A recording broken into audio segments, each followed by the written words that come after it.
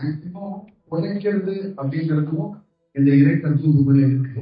எரிக்கிறதும் இறை தத்துவத்துக்கு இல்லை. ஒரு உடலை இதுக்கு மேல பயன்படுத்தக்கூடாது, யாரும் பயன்படுத்தக்கூடாதுங்கிறதுக்காக தான் ராமகிருஷ்ணரும் விவேகானந்தரும் தன்னுடைய உடலை எரித்திருங்கப்பா அப்படின்னு மார்க் பண்ணி ஒரு இடத்த காட்டி அந்த இடத்துல எரிக்க வச்சாங்க.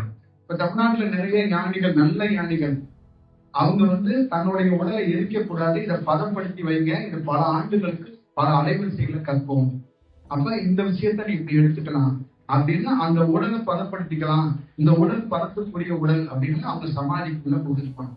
அப்ப எரிப்பதும் புதைப்பதிலையும் ரெண்டு வடிவம் இருக்கு, இரண்டுமே உகந்த செயல் தான். அப்ப எரிப்பதுல அந்த வெட்ட வெளித்தன்மையை அவங்க காட்டுறாங்க. புதைப்பதும் ஆகாயத்துக்குரிய தத்துவமா தான் இருக்கு. அது ரெண்டையுமே எதை வடிவமாக சொல்றாங்கன்னா இரண்டும் இருக்கப்படணும் அப்படிங்கறதுதான் இதுக்குள்ள இருக்கு. அப்ப இரண்டு வடிவமும் இருக்கிறது ரொம்ப நல்ல செயல் தான் நான் நினைக்கிறேன். அப்ப எரிப்பது தவறு இல்லை அப்படிங்கறத நீங்க உணர்த்தணும். ஏன்னா நெருப்பு தத்துவத்தால் எது எரிக்கப்படுதோ அது வெட்டவெளிக்குரிய பொருள். அப்ப அங்க எரிக்கப்படும் போது தன்னுடைய உடல் எரித்து அதுவே அணுக்களாக ஒரு ரசாயனம் மாதிரி அதுல இருந்து ஒரு புகை மேல போகும். புரியுங்களா? அந்த மாதிரி ஒரு வழி.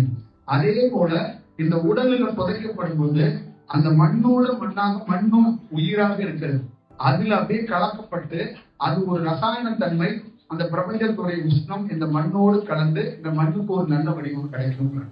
அப்ப மண்ணின் ஒரு உடல் புதைக்கப்பட்டு ஞானத்தில் புதைக்கப்பட்டாலும் அதில் ஒரு ரசாயனம் கலக்கப்படுது, எரிக்கப்பட்டாலும் அதுல இருந்து ஒரு ரசாயனம் கிடைக்கப்படுது, அதுவும் உகந்ததாக இருக்கும். ஆனா மனிதனாக இருக்கிறவங்களை புதைச்சாலும் எரிச்சாலும் ஒண்ணுதான், அதுல ஒண்ணும் விஷயம்